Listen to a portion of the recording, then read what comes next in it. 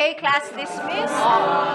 Itinuturing na pangalawang magulang sa paaralan. Nakapasa po ako. Salamat po. Huwag ka matakot, nandito ako. Kaya ka talaga favorite ng mga estudyante natin. Dahil ang pagiging ina, Mami, para sa inyo po. Ikaw ang magiging baby ko forever. Lagi kang magpakatatag, anak. Parang gumamela. Ma'am, may nagnakaw po ng PTA funds namin sa bag ko. Pati pagnanakaw ginagawa mo? Bakit mo ginawa yun? Ka ba lang nangialam sa buhay ko, ha? Nanay, bakit ka?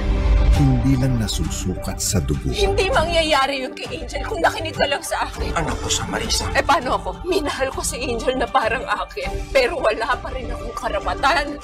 Nakita nga siya ng apo ko eh. Nakikipag-inuman. Puro lalaki ang kasama. Angel! Angel! Nirip na ako! Kasalanan ko. Ang tanga-tanga ko! Sabihin niyan, hindi mo kasalanan, anak. Wala kang kasalanan. Sila ang gumawa nito sa'yo. Gawin ko ang lahat para managot sila. Mananagot sila sa lahat ng ginawa nila. MMK, Sabado, 8:30 p.m.